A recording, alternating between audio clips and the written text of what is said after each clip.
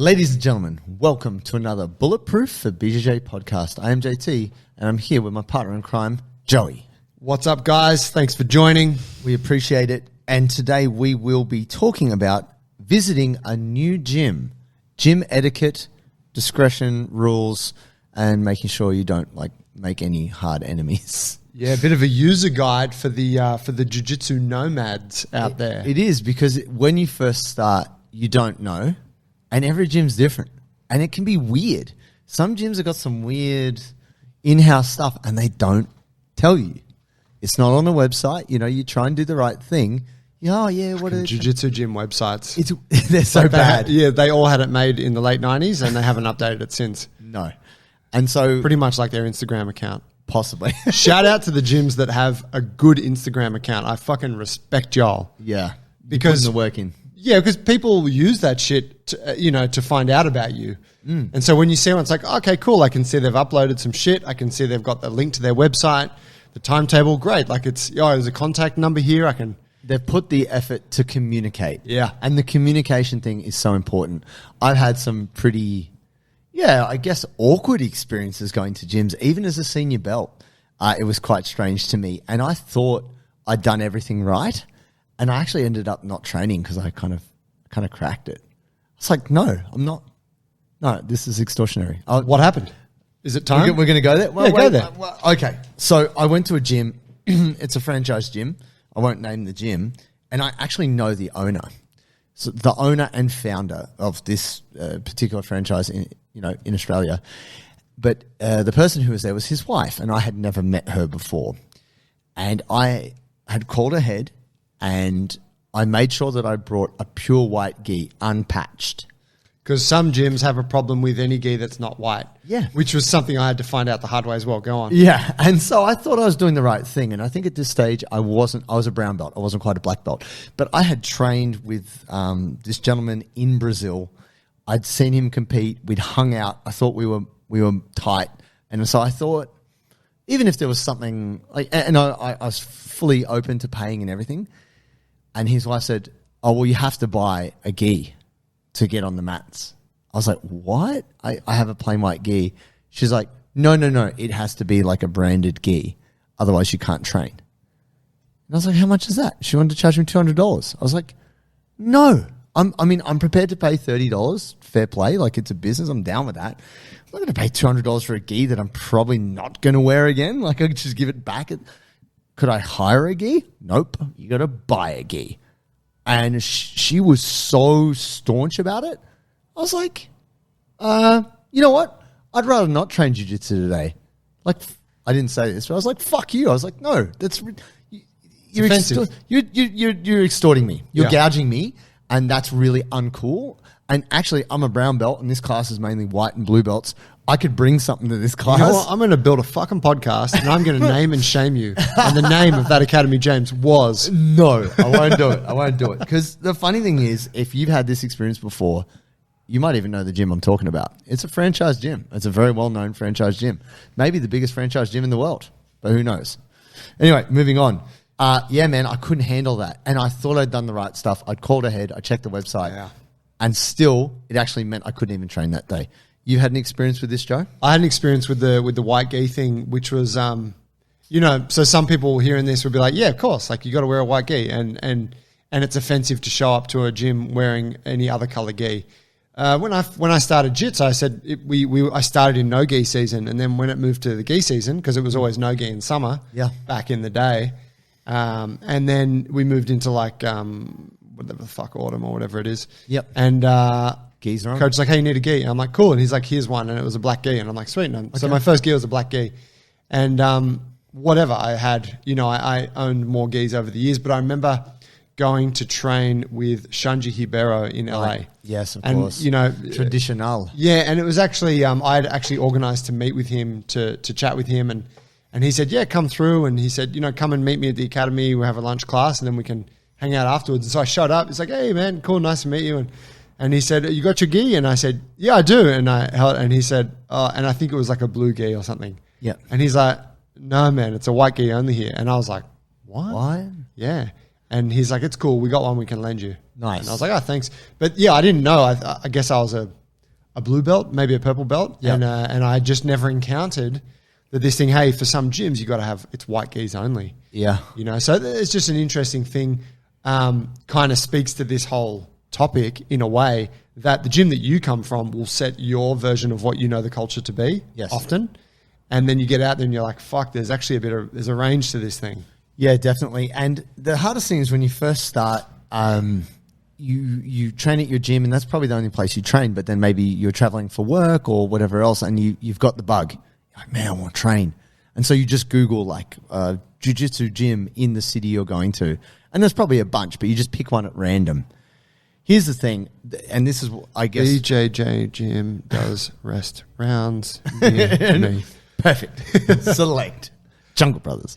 No, I think it's one of those things is it's like the communication through the website, because that's all you've got to go off, right? Yeah. You look at the website, you look at the Instagram, or you might even go so far as to call them, depending. I always try and call because I want to check the vibe. Yeah. Sometimes you can get a bit of a vibe down the phone. Like if they have a really friendly receptionist or reception person, that helps. Or if you get a real curt like, yeah, nah, you're like, oh, maybe this isn't going to be such a cool experience. One of the hardest things is I think giving them notice. Like being a black belt, I always give notice. Say, hey, I'm in town. I'm a black belt. This is where I'm from. Is it cool if X, Y, and Z? Because I at one time had gone to a gym unannounced and they basically wouldn't let me train. Right. Because I was a black belt. And they're like, nah. Well, no. It's weird because it's like they thought I was going to steal their students. It was weird. They made me train in a separate room with only like one purple belt and one brown belt. They wouldn't let me train with like the blue and the white belts, and they didn't want me to see what the instructor was showing. And wow. It was so weird. And then I realized just from showing some basic techniques, because the purple and brown belt were like, yo, what do you do? Like, show us. They didn't do any shit out. Yeah, secret jiu-jitsu knowledge. Got a wrist lock. They didn't do any open guard. And I think that maybe the coach there was self-conscious, like he didn't want me to scrutinize what they were teaching. Or to judge what they had or didn't have. Yeah, and so it was such a weird experience to me. So I just thought I was joining in the class. I ended up giving like a private lesson to these two guys, and I didn't really get to train. We had a bit of a roll, and then the guy said, in future, I'd like you to call ahead and let us know you're coming in, and you can only come to these sessions if you do. Wow. And like basically, didn't tell me not to come back, but I got like the cold shoulder vibe, and I was like, all right, cool. I just want to go back. Wow. Yeah. So look, not that you might have that problem, but if you are new and you're keen and you want to train, calling ahead is a good way to suss it out. Yeah, I do think that's a respectful thing to do. I think where it gets tricky there is that the standard thing with jiu-jitsu is that it's like first class free.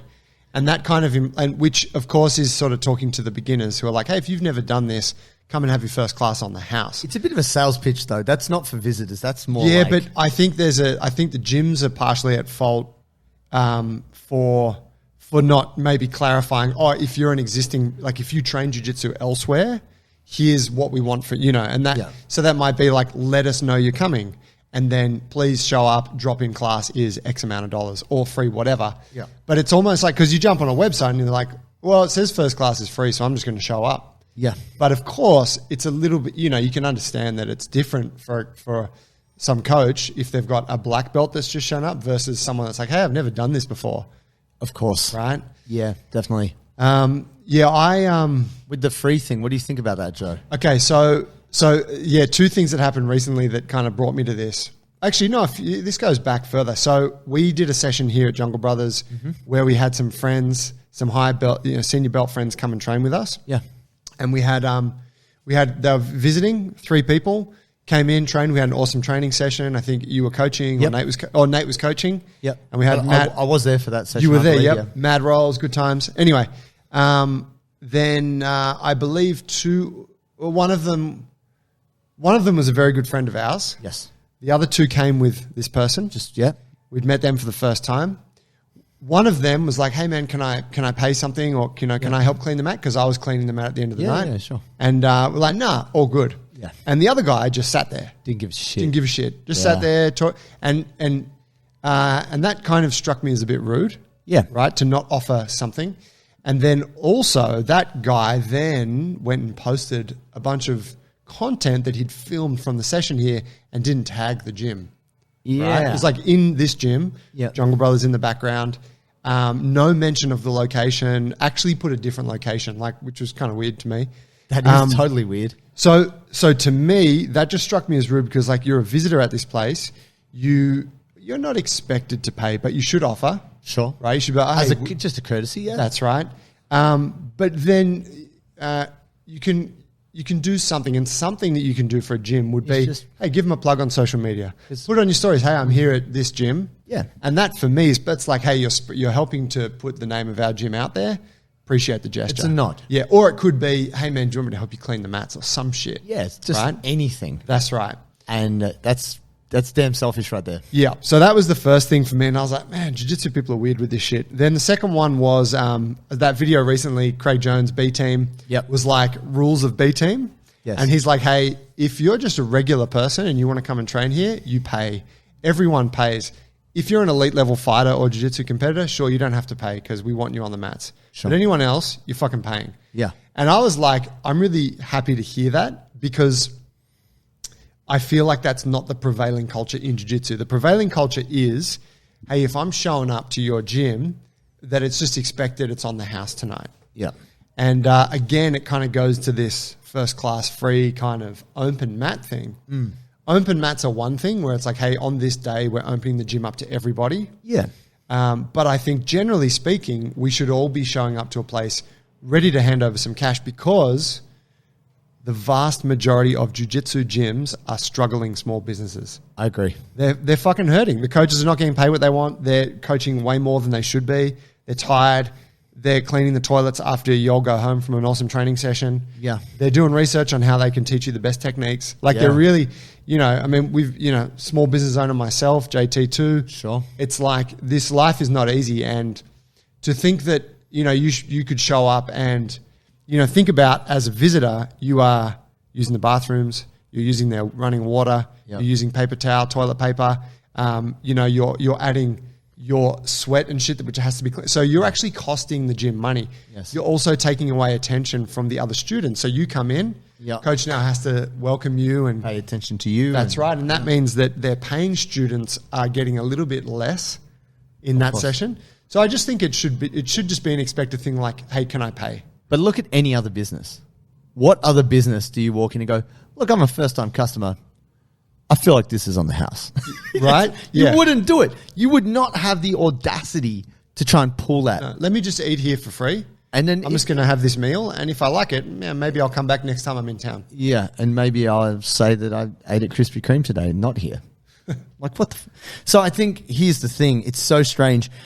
There's this, they talk about the coffee challenge, which is try to get people comfortable with having uncomfortable conversations where there's no discounts and you just go, could I have 10% off? Like just in front of everyone. Yeah. For no reason other than you just want 10% off. And it's not because you're stingy. It's just you're trying to see if you can will this person into giving you a discount. Almost no one can do that. Yet, no one can ask or no one can get the discount? No, people can barely bring themselves to right. That's in front of everyone, right? That's the goal of it, isn't to ask Force for that awkward thing. Yeah. And you're not actually intending to get the discount. It's just, can you bring yourself to have that conversation where the cashier's like, who the fuck you think you is? Yeah. But we'll go to a jiu-jitsu gym and expect $20, right? $30, $40 worth of value for nada. It's kind of uncool. And I think this is where jiu-jitsu kind of bites itself in the ass. That's definitely a marketing tactic, which is like, no, come in. Like, first taste is free, homie. Get them in, get them liking it. Oh God, I love this shit. And then they're hooked, right? But that doesn't work if that person has no intention of, being a recurring customer. That's right. If you're like, They're hey, I'm a visitor from out of town. It's very different. You actually offer them nothing because you're probably not like you maybe offer a little something. You might spread the word amongst. You might say something positive. Yeah, that's right. And I do think if a gym is another thing we know, right? Jiu-jitsu gyms are not generally jiu-jitsu coaches, the guys running the gym are not great business people. Not necessarily. They're passionate about jiu-jitsu. Of course, they just care about the rolling. Yeah. And so in that way, if you don't want to ask people for money, you could say, hey, look, I'm not going to charge you anything to come train tonight, but could you give us a shout out on social media? Yeah, sure. Could you chuck us up on your Instagram? Yeah. And that's like, okay, now they're helping with your marketing strategy, and that's a cool thing to ask for, I think. Yeah. But yeah, it's very kind of backward in that way. Yeah. Now, just a third thing on that, some fellas I was talking to recently who were traveling and were visiting gyms, and they were like, I'd ask them where they train. They'd be, we went here and we trained at this place, and they'd been to a few different joints. And they said, it was really cool actually. Only one of those places charged us to train. Like we only had to pay at one of those. And so they were just, I'm not criticizing them. They were just leeches on society. They were just, that's the culture, right? The culture is free training when you're a new person. But they were like, oh, that place was cool because they let us train for free. And I get that as someone who goes around and does visit gyms. But I think that the culture together needs to shift that. Philosophically, that's fucked. Whoever you are, if you know Joey and you know we're talking about you, fuck you. This is why. Hear this. We have friends who have businesses, right? So your friend might make soaps, or your friend has a plumbing business or whatever. And so when you engage with them and they say, oh, I'll hook you up, like mates rates. No, don't do that. Pay full price. They are your friend. Support them. In the same way, if you want something to grow and flourish, you nurture it. You pay for what you value. If you value jiu-jitsu, don't be kind of like low-key scumbag. Like, pay, support the culture. That's what keeps it going. So when you go back, that gym is still open. You will benefit from it long term. Invest in this thing, it invests in you. And that's the truth. And this might sound a bit woo-woo, but when you pay for something, you value it more. You pay more attention. You are invested. So don't look for free. Free is not cool. If you've got a friend who runs a business, you pay them full whack. You give them the full money because you are supporting them.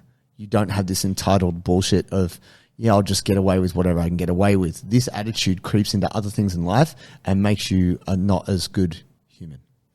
Well said. My take on that. So one caveat to this, or the flip side is, I visited a gym and they charged me, and I was a bit surprised because they were like, hey, this is just a 30-minute rolling class on the back of our other class. Like, it's just 30 minutes of rolling. And I was like, sure, like I'll jump in. And the guy said, just come over here and fill out a waiver. So I filled out the waiver. It was all on an iPad. And then he said, yep, click through. And then it's like, $30, put credit card details. And I said, do I need to go through this part? He said, yeah, just put your credit card details. And I was like, okay. And by the time I'd finished that, the class was already 15 minutes in. And there was no instruction. It was an open mat session, essentially. Right. And I felt really burned by that. And sure. I'm like, okay, you're charging me, which your payment process is so slow that I'm now missed half the class. Yeah. But it's not actually even a class. There's no coach there. Yeah. It's just whoever's left from the gi class wants to do some no gi rounds. And I had a couple of rolls. It was really all I was there for. Yeah. But I'm like, that's bullshit. So the onus is on the coach. If you're actually providing something, i.e. you are coaching, then you should charge. Yep. This is where maybe the open mat thing is like, well, we're not actually coaching. We're just opening our space for people to come and do what they want. Okay, you don't need to charge much. On the open mat thing, I think that a fee should be exact. I think that like a $5 or $10 thing, just so like, hey, you motherfuckers are going to come and destroy my bathrooms. $5 per head, Sure. Yeah, I had a similar experience actually. Not jiu-jitsu, just a gym, big box gym. £30 for a casual visit. Oof. Okay. I've only got an hour. Their sign-in process was so drawn out. It took more than half an hour. And one of the sticking points was I didn't have a local number. It was in the UK. I was like, I don't have a mobile. She's like, well, it's our safety. And I'm like, your safety, motherfucker. I already paid you money. Let me in. And she's like, And I was like, this has taken 30 minutes. If I die, I promise my family will not sue you. I just hopped the barrier and jumped in. I got deadlifts to do, bitch. Yeah. Like, I was just like, I couldn't, but it's the same deal. I paid literally 60 Australian dollars to have 30 minutes of work. And then I had to get out. That's some bullshit. But they didn't care because they're just like, nah, that's what we do here. Nah. And it's really oftentimes when they make you pay that elevated drop in, it's because they're trying to incentivize you to be a member. But you're like, I don't fucking live here. I'm not a member. I'm just here now. Come on. Yeah. Yeah. Same thing, right? There should be, oh, you're a visitor? Okay, it's a one-time. Slightly different. Yeah. Yeah. And so with the uniform thing, because uniforms have changed, right? Because not everywhere, we were talking about this not that long ago, not everywhere does gi. And some places, you know, they want you to wear their rash guard. You know, like you've got to buy the branded rash guard because that's what we do here. And I just think I can't have a fucking loan uniform. Yeah. Hey, it's $5. We give you a rashie and a used rashie and a gi that we wash. Yeah. Yeah, fucking done. Yeah. It's like when you go rock climbing, they're not like, hey, you got to buy the shoes and buy the harness. Yeah. They're like, shoe and harness rental is $15 on top. And you're like, great. Do you think it's simply because jiu-jitsu culture as a commercial entity, not the martial art, is underdeveloped? Like there's not a standardized best practice? Do you think that's what it is? Yeah. I think we're in like this toddler era. Infancy. Like infancy where we're just, where the business is doing really well because jiu-jitsu is so popular and got so much hype behind it that businesses can get by doing okay with really shoddy business practices. Yeah. And then you see the gyms that have good business practices and they tend to do really well. Yes. Because they've got it all. It's, I'm sure, like Marcelo's gym and stuff where it's like, yep, we know how to handle visitors. We know, that whole thing. Yeah. But I mean, go back when I was reading, what was the book? Was it The Gracie Way? Yes. Was it in that? But they're talking about, I think in the original, at like one of the first gyms that Elio ran or whatever, and I'm probably butchering this, but they had gis that they would wash for the students. Okay. You would train and then you would leave your gi there and they would wash it. Okay. So this idea of like, and I know that is, for the people out there who didn't come through the Gracie lineage, I see you.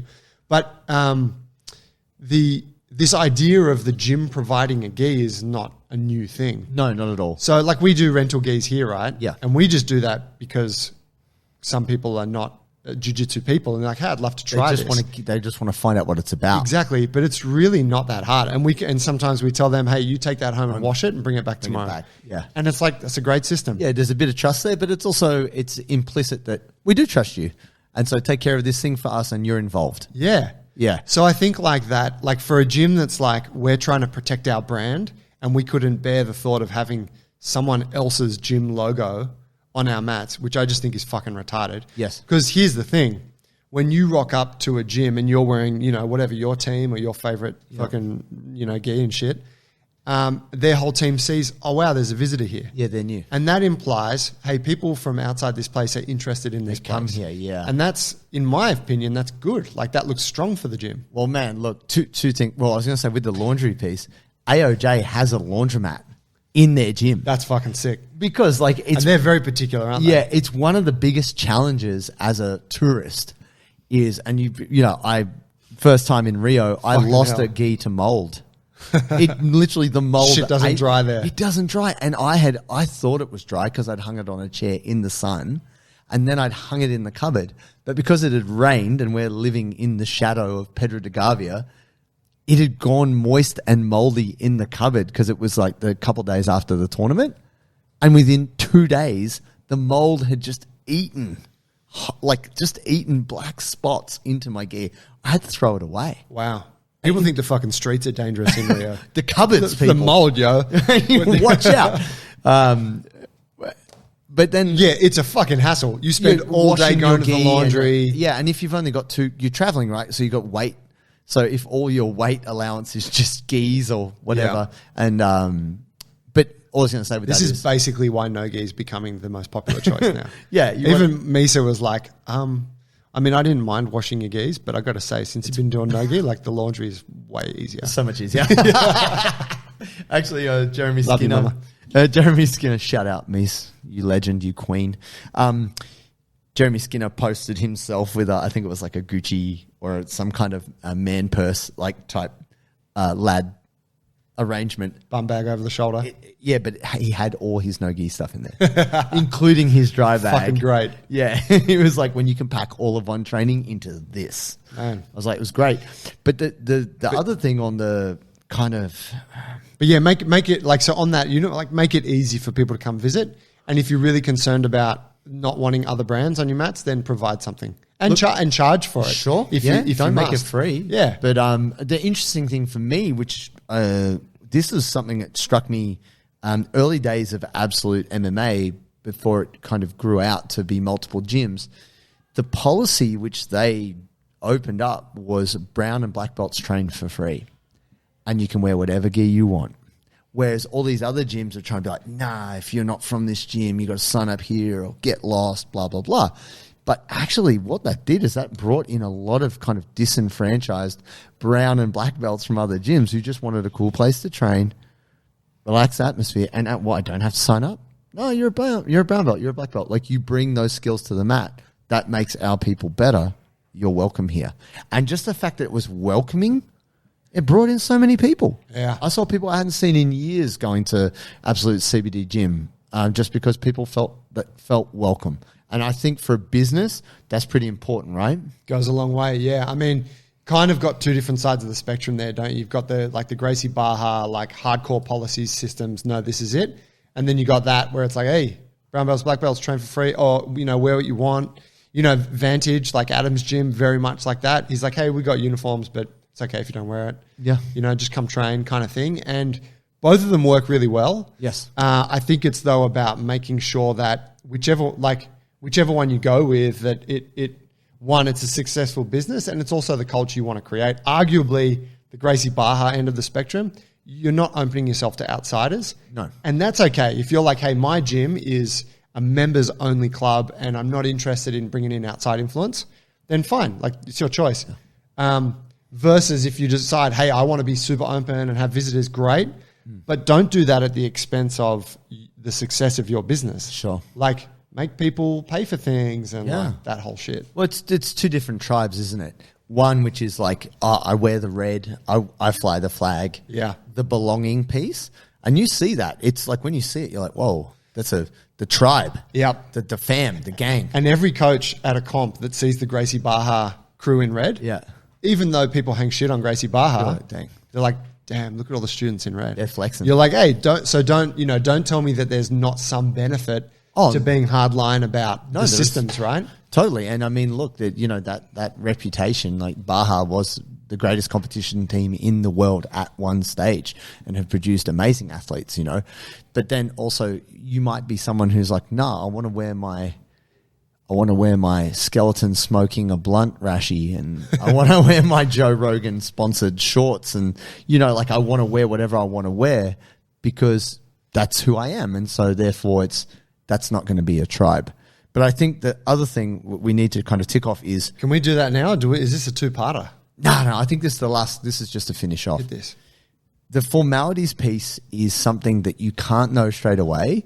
And I don't know, I feel that we're advising our people here who are going out into the world, but this is also like a little bit of a heads up to gyms as well, right? Free my child.